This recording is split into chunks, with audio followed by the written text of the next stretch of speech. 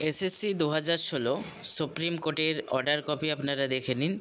গত 3 তারিখ যে সুপ্রিম কোর্ট 26,000 চাকরি বাতিল করেছে, তার পরিপ্রেক্ষিতে রিভিউ পিটিশন করা হয়েছিল সুপ্রিম কোর্টে মধ্যশিক্ষা পর্ষদের তরফ থেকে। এবং এই রিভিউ পিটিশনের পরিপ্রেক্ষিতে সুপ্রিম কোর্ট ঠিক কী জানালো, কারা স্কুলে যেতে পারবে বা কারা যেতে পারবে না, কী শর্তে তারা যেতে পারবে, কতদিন যেতে পারবে, বিস্তারিত কিন্তু সুপ্রিম কোর্ট জানিয়েছে। আপনারা এখানে দেখে নিন সুপ্রিম কোর্ট ঠিক কী জানাচ্ছে।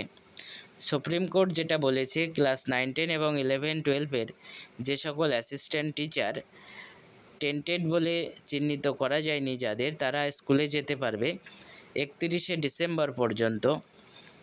এবং এটাও সুপ্রিম কোর্ট জানিয়েছে 31/5/2025-এর মধ্যেই ফ্রেশ রিক্রুটমেন্টের অ্যাডভার্টাইজমেন্ট পাবলিশ করতে হবে এবং পুরো নিয়োগ প্রক্রিয়া শেষ করতে হবে 31শে ডিসেম্বরের মধ্যে।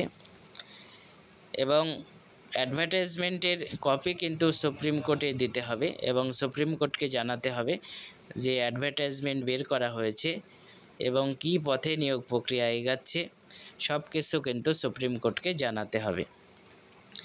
এবং 31 মের মধ্যে যদি এই অ্যাডভার্টাইজমেন্ট না পাবলিশড হয়, সেক্ষেত্রে কিন্তু সুপ্রিম কোর্ট পরবর্তী স্টেপ নেবে। এবং সুপ্রিম কোর্ট এটাও ক্লারিফাই করেছে গ্রুপ সি এবং গ্রুপ ডিদের নিয়ে, যেহেতু তাদের মধ্যে ম্যাক্সিমাম টেন্টেড বলে চিহ্নিত করা গেছে, যার জন্য তারা কিন্তু আর স্কুলে যেতে পারবে না। অনলি সেই সকল অ্যাসিস্ট্যান্ট টিচাররাই যেতে পারবে যাদের টেন্টেড বলে চিহ্নিত করা যায়নি। তারা 31শে ডিসেম্বর পর্যন্ত কিন্তু স্কুলে যেতে পারবে এবং কাজ কন্টিনিউ করতে পারবে যতক্ষণ না পর্যন্ত নতুন নিয়োগ প্রক্রিয়া শেষ হচ্ছে। অর্থাৎ টেন্টেড নয় এমন টিচার স্কুলে যেতে পারছে 31শে ডিসেম্বর পর্যন্ত।